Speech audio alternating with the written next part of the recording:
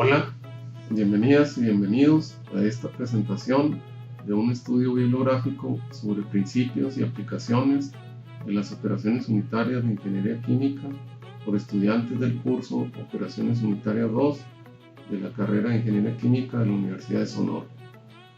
En esta sesión escucharemos la exposición sobre un tema relacionado con humidificación, absorción, secado o evaporación, que son las operaciones unitarias tratadas en este curso.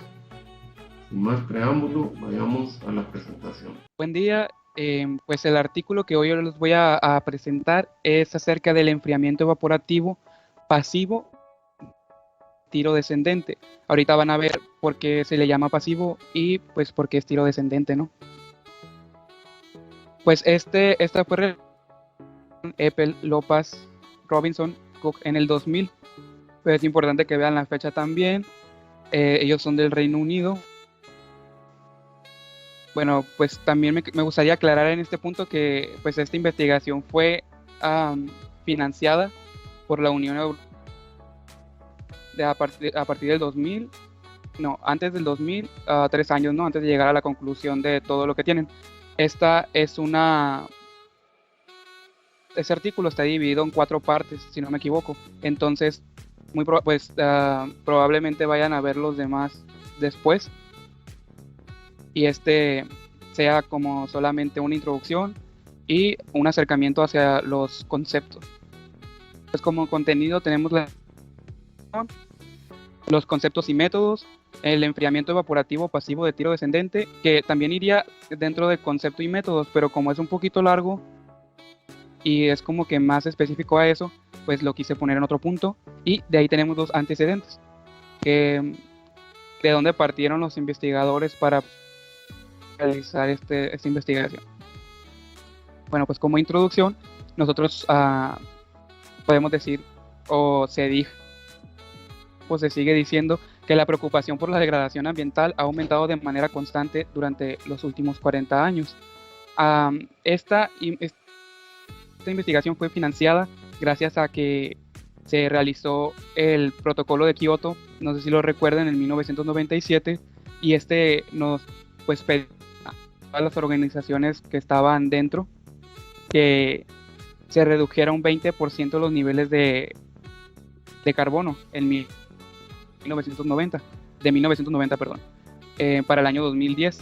Entonces la Unión Europea lo que hizo pues fue invertir un poquito más en hallar nuevas formas de energía limpia o buscar la forma de contaminar menos, ¿no? En esta gráfica nosotros podemos ver los que redujeron más del 30%, pues está la Unión Europea, pues está Rusia, pero pues también es importante recordar que pues cuáles son los países tercermundistas, cuáles son los países primermundistas, y que probablemente pues los demás países que nos encontremos con mucha contaminación es debido a que las industrias han venido para acá o no hemos encontrado nuevas energías, ¿no? Energías limpias o métodos de contaminar menos. Pues aquí ellos realizaron una encuesta de más de 1000 edificios públicos y comerciales en Grecia. Es importante aquí pues recalcar que son edificios públicos y comerciales porque esta investigación está destinada hacia los edificios públicos y comerciales, porque también se ha investigado acerca de pues casas, ¿no? Hogares. Bueno, entonces se ha realizado en Grecia. ¿Y por qué en Grecia? Porque tienen un clima muy seco y es caliente, lo cual es conveniente para este tipo de proceso, ¿no?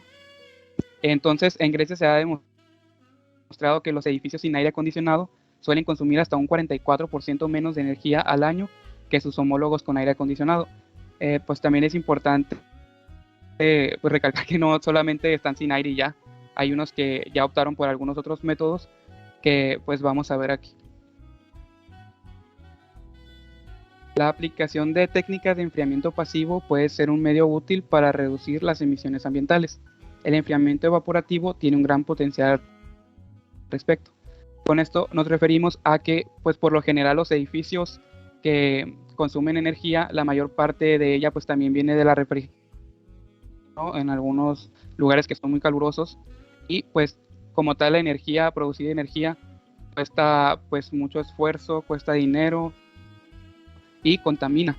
Entonces lo que se busca es tratar de reducir también lo que viene con esa producción, ¿no? Ya sea los óxidos de azufre, el nitrógeno. Y también se dice que los edificios no industriales del Reino Unido consumen el 43% de toda la energía producida, o sea que es mucho, ¿no? Y se enfocan demasiado en el Reino Unido porque pues es allá donde se ha realizado esa investigación. En esta imagen pues les he puesto un ejemplito de cómo se da el enfriamiento evaporativo, pero todavía no se los quiero mostrar muy bien porque ahorita vamos a ver como las diferencias entre cada uno.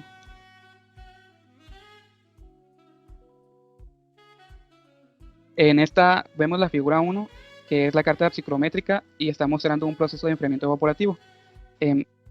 Adelante vamos a seguir viendo esta. Solamente les quiero decir que esta pues cuenta como una diapositiva, ¿no? Para cada vez que la estén viendo próximamente.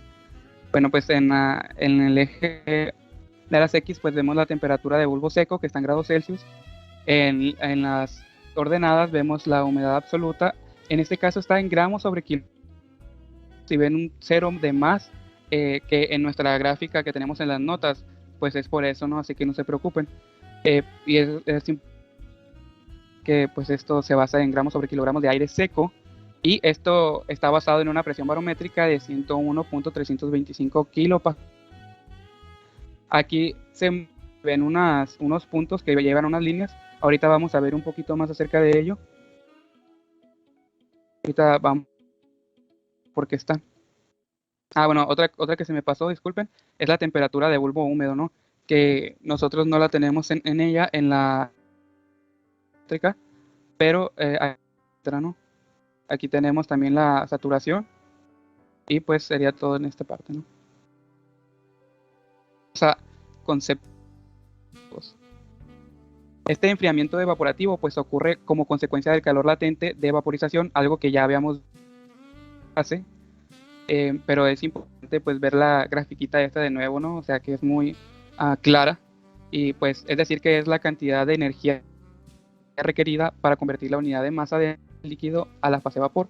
Si nosotros vemos aquí, pues vemos las diferencias, ¿no? Que el calor sensible pues ocurre a temperatura constante,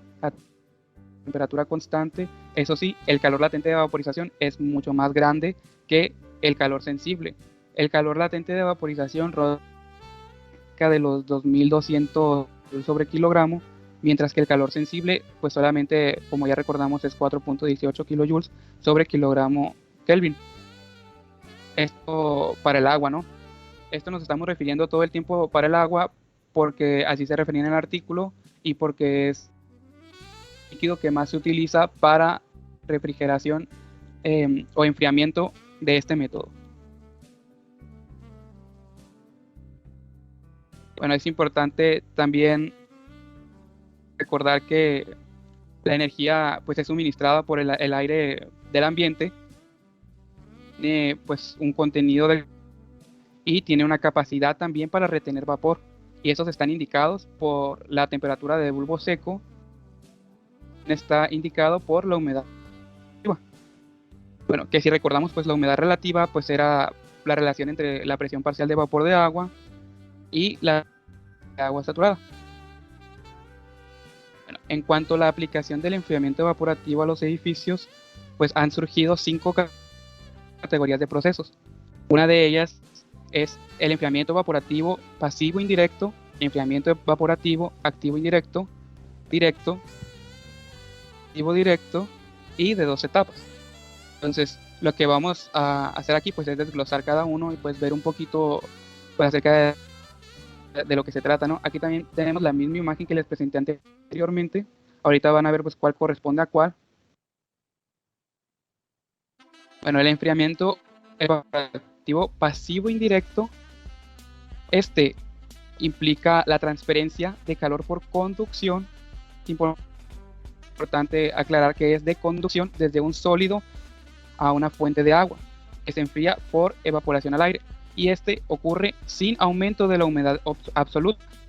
Entonces, si veíamos anteriormente en la gráfica, nosotros teníamos esta humedad absoluta aquí, y nosotros veíamos pues este proceso, ¿no? Que aquí dice es el proceso de enfriamiento evaporativo, pero pues no nos dice cuál.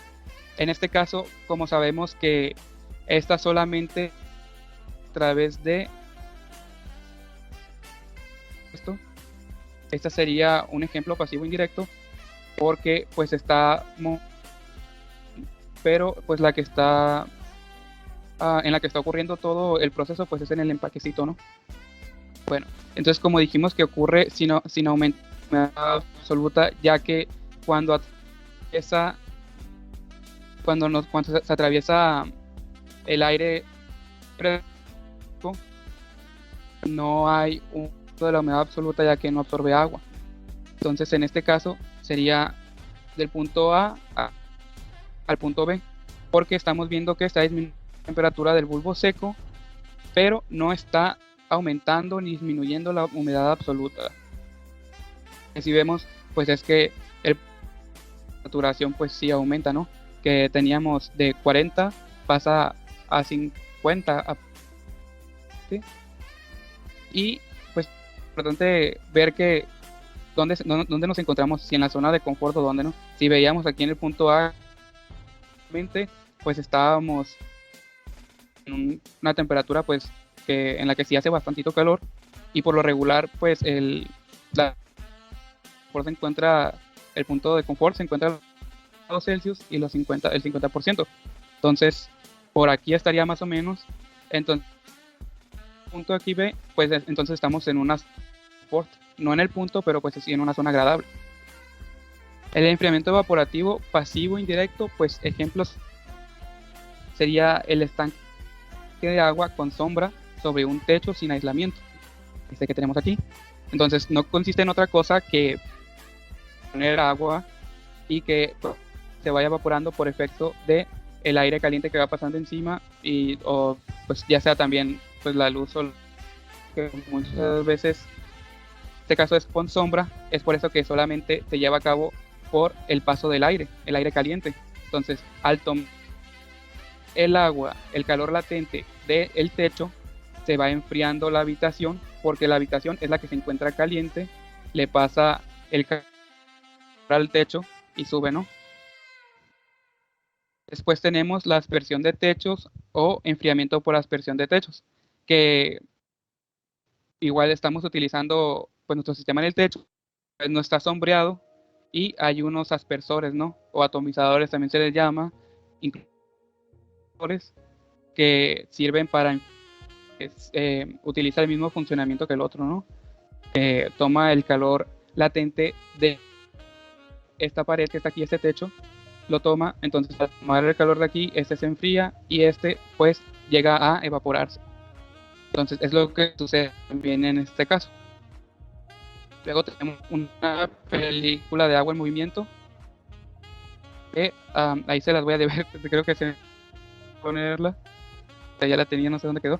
Esta película de agua en movimiento pues no es otra cosa que, imagínense que quitamos esto que está aquí y en este estamos rociando una cierta cantidad de agua pues a cocinar, pero que veamos que se está formando una capa de estar echando pues chorros, ¿no? Entonces muchas veces esta misma agua que hay abajo se puede reutilizar, con una bomba se puede y que ocurra el mismo proceso. Entonces, se está enfriando la habitación utilizando el calor latente del techo, que a su vez todo el calor de adentro, ¿no? Tenemos el enfriamiento evaporativo activo indirecto. En este caso, el circuito primario de un tubo, placa plana, cambiador de calor, y se enfría por evaporación debido al contacto con el revestimiento del calor húmedo. Pues en este caso les puse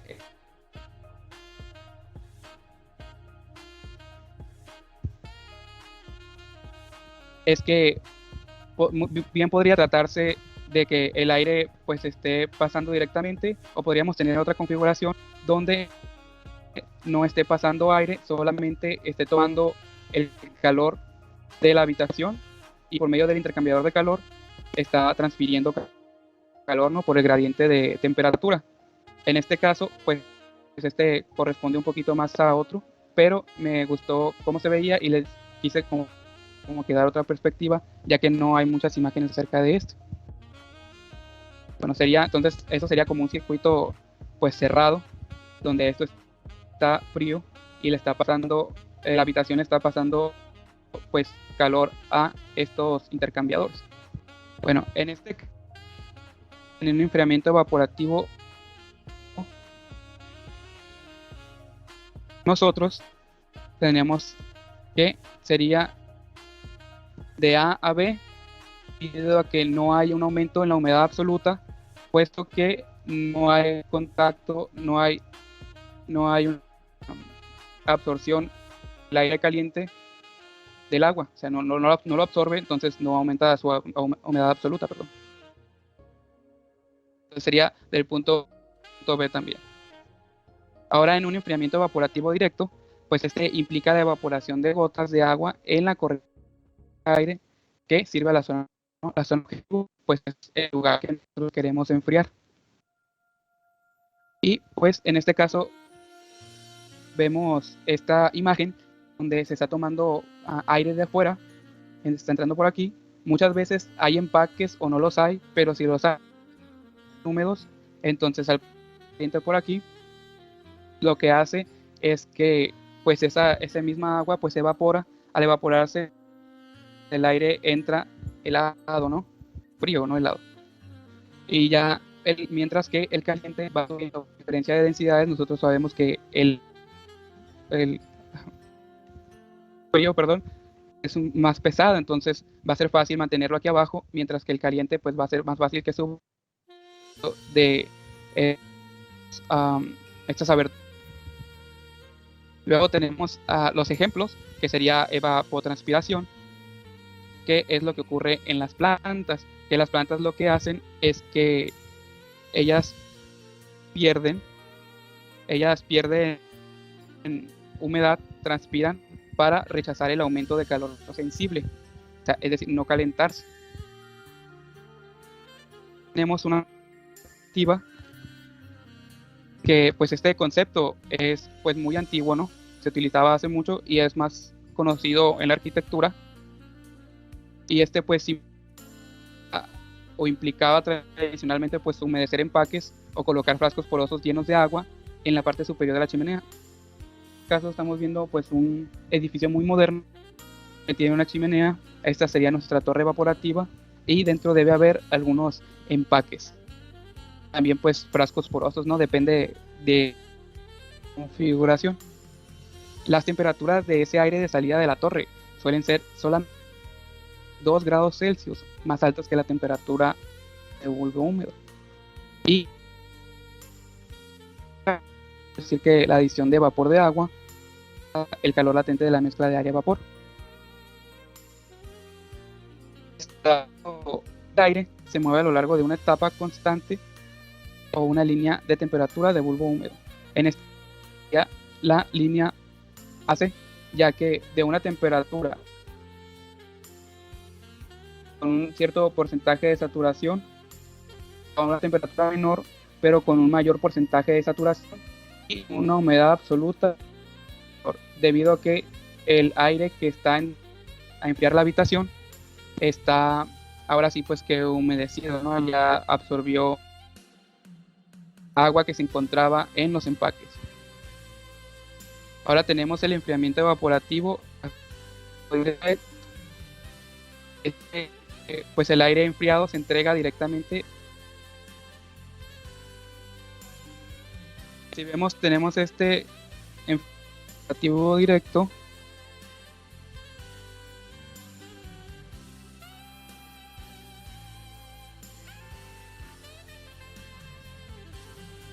Y ahora tenemos, pues que este es muy parecido, ¿no?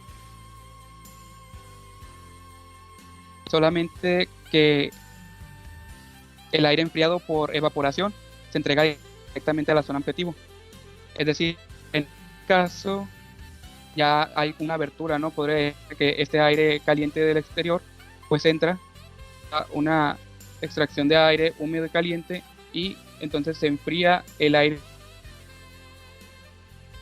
y es humilde al interior. el enfriamiento evaporativo de 2 etapas. Esta de los anteriores que vimos, es decir, enfriamiento evaporativo directo e el indirecto. Este se usa cuando la temperatura de bulbo seco requerida es menor que la que el método anterior puede entregar. Es decir, si nosotros queremos una temperatura de bulbo seco menor a la que entregar que es el activo evaporativo directo, ¿no? Entonces tendríamos que recurrir. Aquí no ocurre otra cosa que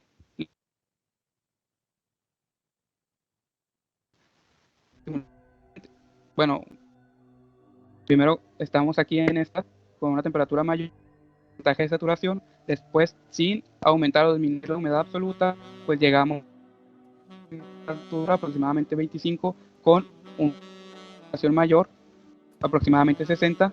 Después hay un aumento de la humedad absoluta, disminución de la temperatura de bulbo seco, también el porcentaje de saturación, y llegamos a este punto D. Puesto que lo que acabamos de hacer es combinar las 2 etapas anteriores. Ahora hablemos del enfriamiento evaporativo pasivo de tiro descendente. Bueno, entonces una justificación para utilizar este tipo de enfriamiento evaporativo es que los métodos activos tienen la desventaja de utilizar demasiada energía para bombas de agua. En este caso es preferible elegir más, como en este caso, ¿no?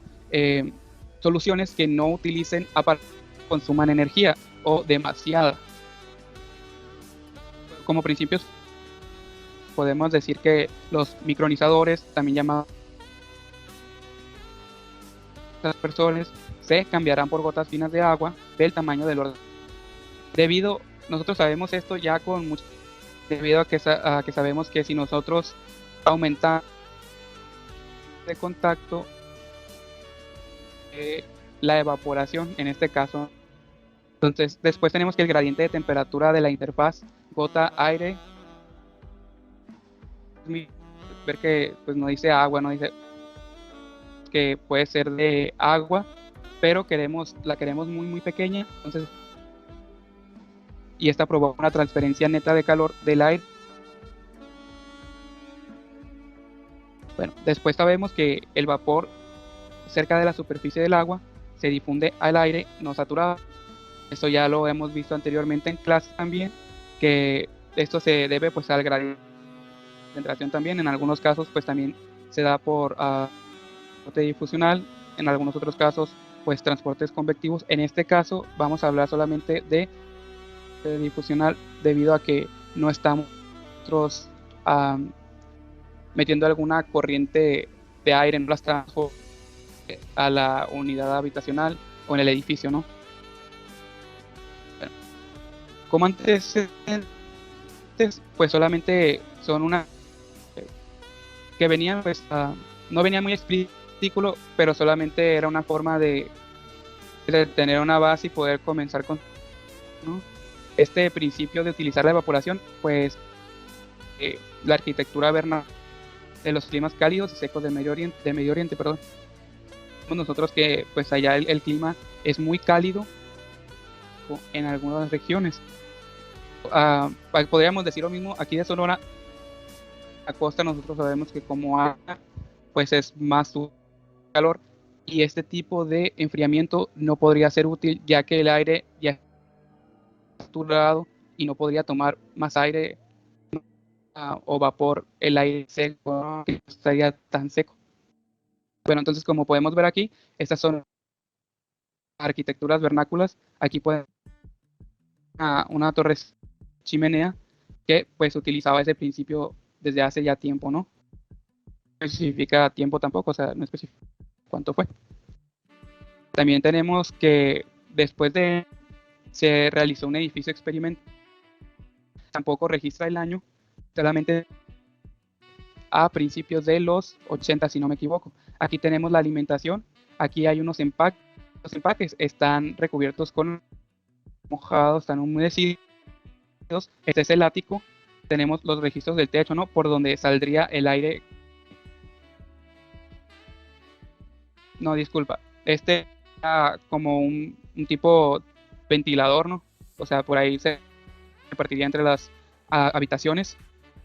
Y por acá tenemos el escape o la salida o la chimenea, como bien se le conoce. Aquí saldría pues el aire caliente, que tiene pues una densidad menor y por eso puede salir con facilidad. Después se realizaron acerca de 60, si no me 60 chimeneas de este tipo en la Expo 92 en Sevilla, y pues lo que realizaron es que tomaron un captador de aire. Ese captador de aire pues toma aire caliente por aquí, baja, baja, baja, y pues por aquí ocurre el proceso de enfriamiento, ¿no? Donde están los sobres, hay un empaque aquí adentro, ese empaque pues está humedecido y pues ocurre el proceso de transferencia, donde se enfría el aire, no, donde pues en este caso lo que era enfriar la habitación, no enfriar el agua que venía de un proceso. Entonces aquí lo que se está realizando pues es el enfriamiento, es el objetivo que se busca. Bueno, se ve, tampoco tiene la fecha, no la dice, pero se realiza en el Centro de Investigación de Torrent. Este está en India. Lo que podemos ver aquí es un captador de aire también, debe tener un empaque humedecido. Por aquí está entrando aire que viene con una cierta humedad, baja, baja, baja, baja, por densidades, este sube, caliente, y entonces así es como se va enfriando sin necesidad de utilizar algún aparato mecánico, ¿no? Solamente el aire, que lo demás lo hace la diferencia de densidades, y por aquí también salir cierto aire, ¿no? Bueno, todo como que había unas cositas ahí por ahí, pero gracias por su atención. Si tienen alguna pregunta, se las puedo contestar.